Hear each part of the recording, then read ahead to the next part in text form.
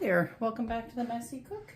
As you've seen by now, I made some bread, which actually is currently proofing in the oven right now. But this new recipe is for curried turkey soup. So this is something you can use with your leftover turkey from Christmas.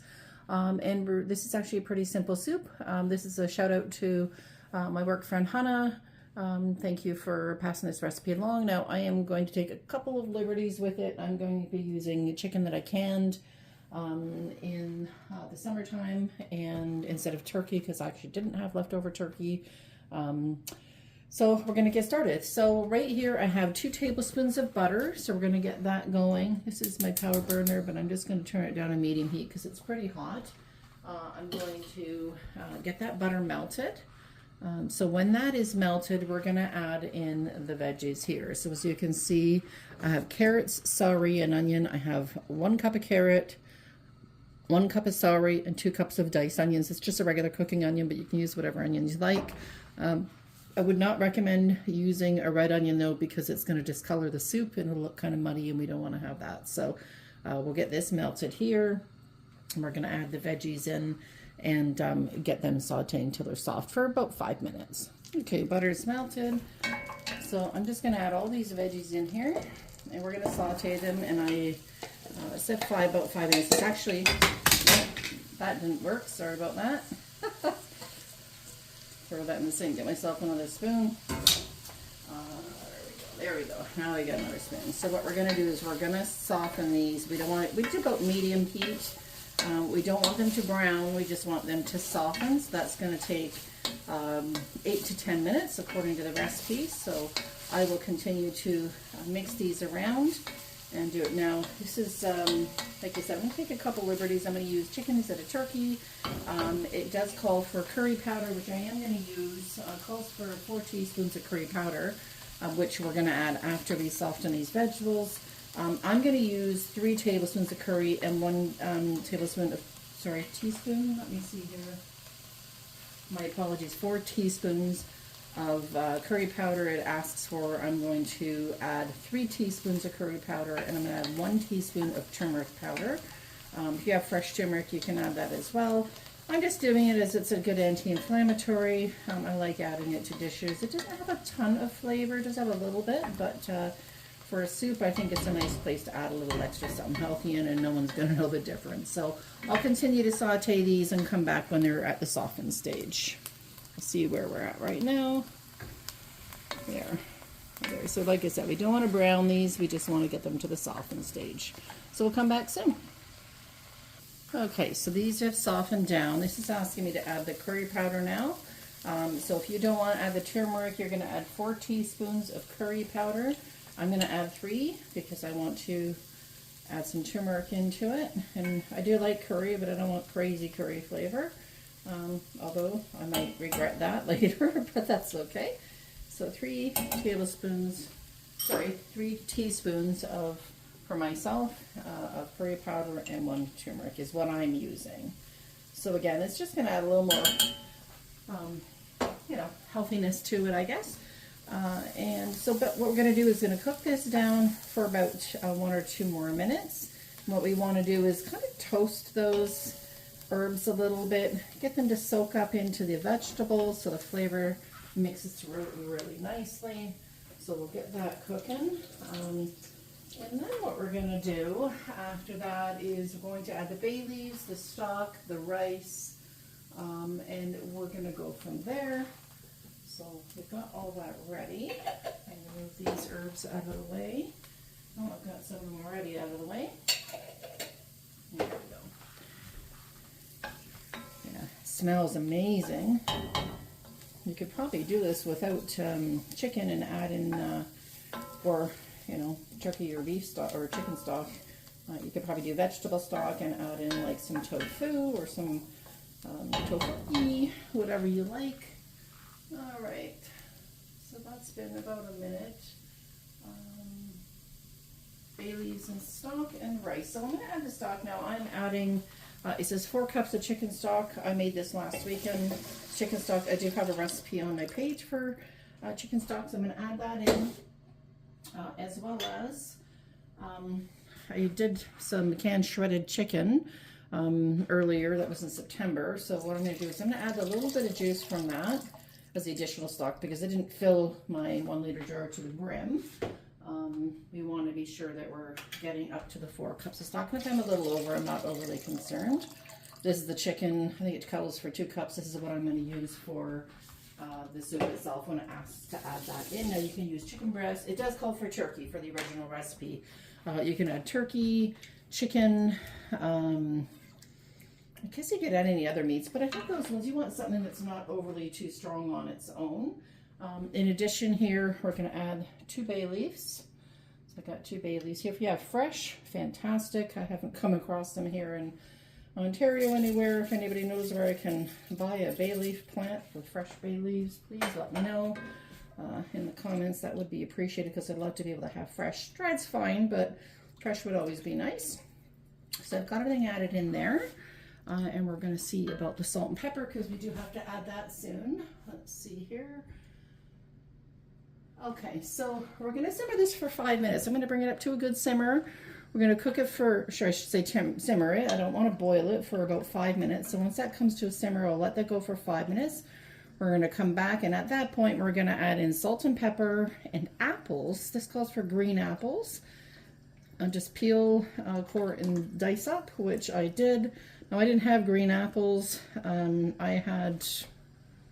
I don't remember. They were a little bit tart, which is kind of like why I went with these ones. So it happened to be what I have in my fridge. 2 apples turned out to be about 2 cups diced. So that's what we're doing. So we're going to bring this up to a simmer, and we're going to come back when that's all ready.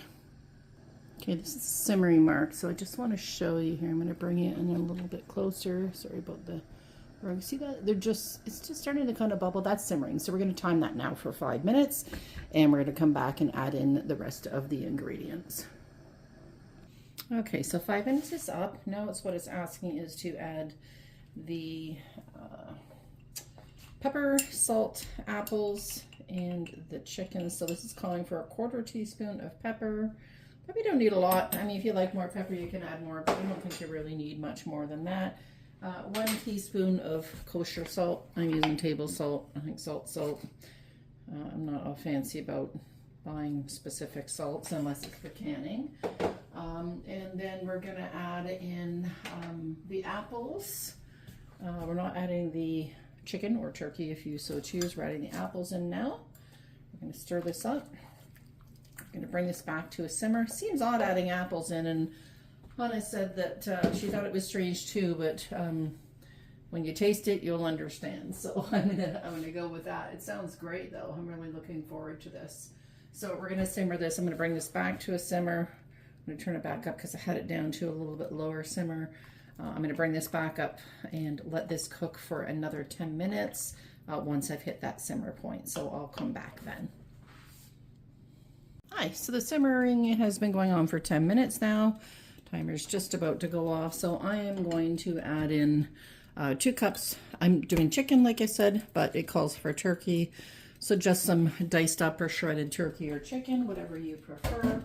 Or if you want to try with another meat or whatnot, you can do that too. So I'm going to just stir that in. And let's see what our next step is. So once the turkey's in, we're going to bring it back to a simmer, and then we're going to add in 1/4 cup of heavy cream. If you don't want to use heavy cream, I think you could probably use coconut milk. Might work as well, or almond milk, whatever milk you want to use. But I'm going to use heavy cream because I like it, and I think that it's just going to make this a little bit more luscious maybe. So I'm going to get that ready, and as soon as this comes to a simmer, we're going to get that added in. It's smelling amazing. I did taste the broth. I just want to show you here. You can see, let me zoom in a little bit. You can see how amazing this is looking. The rice is already cooked. I used basmati. I think it just says rice for the recipe, so use whatever you like. If you use like a borio, you may have to cook a little bit longer. It would come up a little bit thicker because there's a lot of starch in the borio rice, but I think we're probably fine with just the basmati. Use Uncle Ben's if you want, or just long grain, like I said, whatever rice you want to use, jasmine, anything would be good in this. So we're going to get this back to a simmer. We're going to add that cream in a second. Okay, as you can see, it's come back to a simmer. So I have my 1/4 cup measure here. Again, I am using 35% whipping cream. Like you said, if you don't have whipping cream, the other thing I did mention was coconut milk. I think coconut milk would be really good with the curry. If you don't have either of those, you could also use half and half or just milk. I think that's fine. I'm going to use the whipping cream. I do have coconut milk, but I'm going to follow the recipe. Well, I know I took a few liberties, but that's okay. This is what's about making it your own. So you can see, oh, that's just really, really made that nice. So I have tasted it. The flavor is really good. I'm going to try it again. I'm just going to take a little bit out with my wooden spoon. There we go. Get a little piece of apple there. See what that tastes like. Whoop. Now, basically now it says you're all set. You can just go ahead and serve this. Let's check it out.